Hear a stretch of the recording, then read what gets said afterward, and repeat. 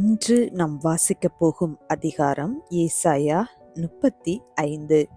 வனாந்திரமும் வறண்ட நிலமும் மகிழ்ந்து கடுவெளி களித்து புஷ்பத்தைப் போல் செழிக்கும். அது மிகுதியாய் செழித்து பூரித்து ஆனந்த களிப்புடன் பாடும்.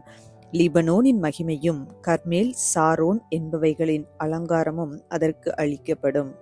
அவர்கள் கர்த்தருடைய மகிமையையும் நமது தேவனுடைய மகத்துவத்தையும் காண்பார்கள். தளர்ந்த கைகளை திடப்படுத்தி தள்ளாடுகிற முழங்கால்களை பலப்படுத்துங்கள்.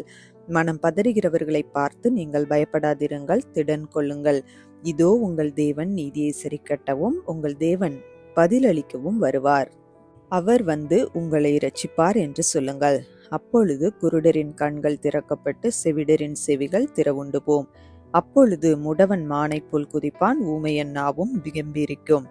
வனாந்தரத்திலே தண்ணீர்களும் கடுவெளியிலே ஆறுகளும் பாய்ந்தோடும். வெட்டாந்தரை தண்ணீர் தடாகமும் வறண்ட நிலம் நீரூற்றுகளும் ஆகும். வலு சர்ப்பங்கள் தாபரித்து கிடந்த இடங்களிலே புல்லும் குறுக்கையும் நாணலும் உண்டாகும்.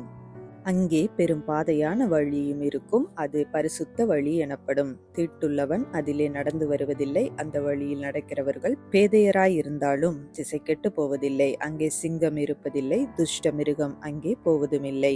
அங்கே காணப்படவும் மாட்டாது. மீட்கப்பட்டவர்களே அதில் நடப்பார்கள். கர்த்தரால் மீட்கப்பட்டவர்கள் திரும்பி ஆனந்த களிப்புடன் பாடி சியோனுக்கு வருவார்கள். நித்திய மகிழ்ச்சி அவர்கள் தலையின் மேல் இருக்கும். சந்தோஷமும் மகிழ்ச்சியும் அடைவார்கள். சஞ்சலமும் தவிப்பும் ஓடிப்போம். இந்த வீடியோ உங்களுக்கு பிடித்திருந்தால் லைக் பண்ணுங்க, உங்க ஃப்ரெண்ட்ஸுக்கு ஷேர் பண்ணுங்க. இன்னும் நம்ம சேனலை சப்ஸ்கிரைப் பண்ணலைன்னா மறக்காம சப்ஸ்கிரைப் பண்ணுங்க. சைடில் இருக்கிற பெல் ஐக்கானை ப்ரெஸ் பண்ணுங்க. மீண்டும் சந்திப்போம். நன்றி.